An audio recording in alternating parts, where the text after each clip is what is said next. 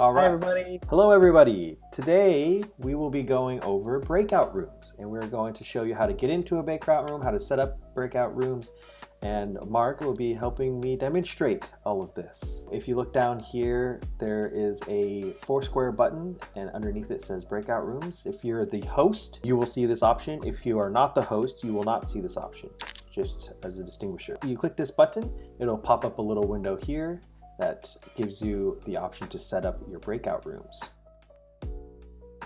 When you first get into a breakout room, you might see this window here. It'll say create number breakout rooms, and then there'll be 3 bullet points underneath it. One will say assign automatically, assign manually, or let participants choose from one room. When you create a room, you can choose how many rooms you want to do. So if you have a lot of people, you can create a bunch of different breakout rooms and separate your group of people. Today, we're just going to do one for Mark and I. So I'll click it to 1.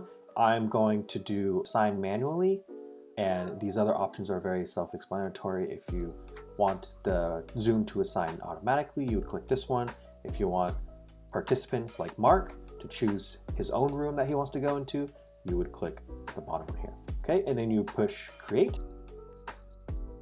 and it brings you to this window. This window here shows you the rooms, the number of rooms you have. So if I decided to add a room, like with this button down here in the middle, it would bring up room 2, so on and so forth, up to a lot of different rooms.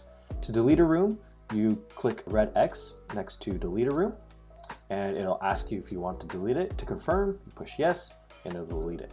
So we can delete all these rooms that we just made. If you want to rename a room, you can do that. So this one currently is named room 2. If you want to rename it, we could say room 1 and push yes, and it'll change it to room 1. If you want to assign somebody to a room, you click the blue assign button. It'll pop up all the names of the participants in the meeting. In this meeting, Mark is the only one, so I will click the box next to his name, and it will become a blue check mark. And now Mark will be assigned to room 1. And if I click the little arrow here, it'll drop down and it will reveal his name, showing that he is been assigned to room 1. And it will do this for all of your rooms. So if you have multiple people, this is a way for the host to be able to see who is in what number room. Also, I can move Mark. So he's in currently room 1, but if I click this move to button, I can actually move him to a different room. So the other 2 rooms I have here are room 4 or 5. So if I say I want to move Mark from room 1 to room 5, I would click this button, click room 5, and now, as you can see, under the drop down of room 5, Mark shows up as the only participant in that room, but it's moved him from room 1 to room 5.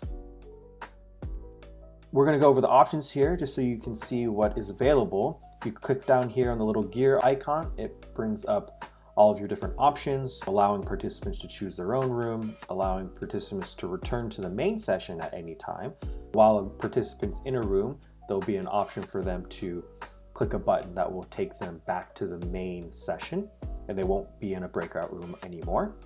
You can automatically move all assigned participants into breakout rooms, and you can auto close breakout rooms after a certain amount of time. So for a class or something like that, if you only want 15 minutes allotted for breakout rooms, you can type 15 in here and it'll automatically close the breakout rooms after that 15 minutes has expired. And lastly, setting a countdown after closing a breakout room. If you check this box, what will happen is as the host, when you close all breakout rooms, it'll ask the participants to rejoin the main session, and it will start a countdown timer, which you can change here.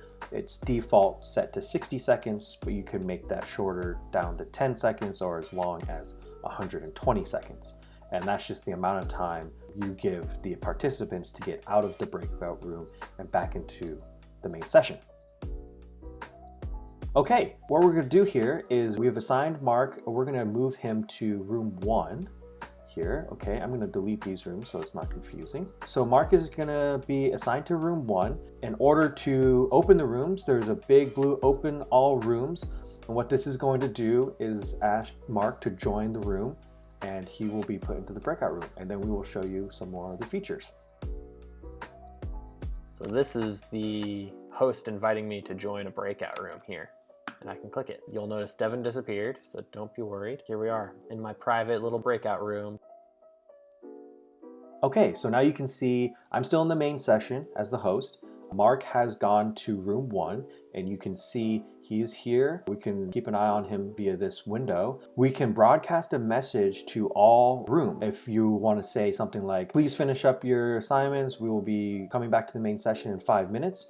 I could click on this button, type a message. If you send this, this will show Mark and anybody who's in any of the breakout rooms that message, and so that they will know, okay, we have to wrap things up and we have 5 minutes left until we go back into the main sections. From Devin G to everyone, please come back in 5 minutes. Oh, see, look, there's Devin communicating. This is also where you can close all rooms, so this red button will close all of the rooms, start that 60-second timer, and have everybody come back to the main session that I'm currently in. There's also the Ask for Help tab. I can ask for help from Devin.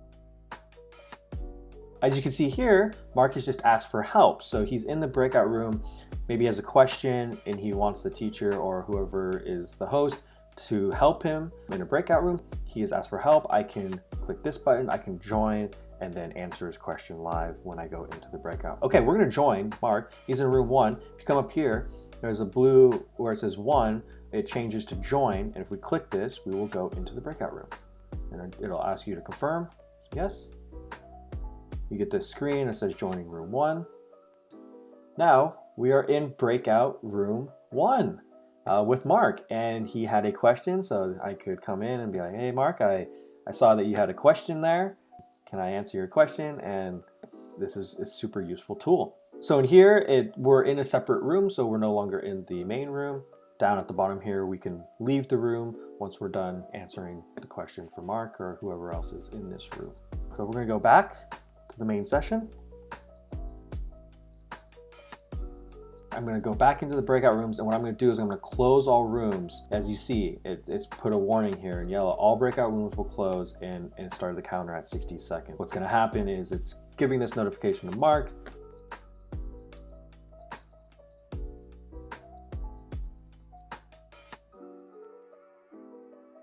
He has now a minute before he gets kicked out of the breakout room to get back into this main section here where I am at currently. And here he comes. Hey Mark, you're back in the main session. I made it back. Made it back. All right, and that's it. So now all the rooms are closed. Mark is back, and whoever else would be in the rooms are back into the main session. You can continue on with your meeting. All right, hopefully this helps.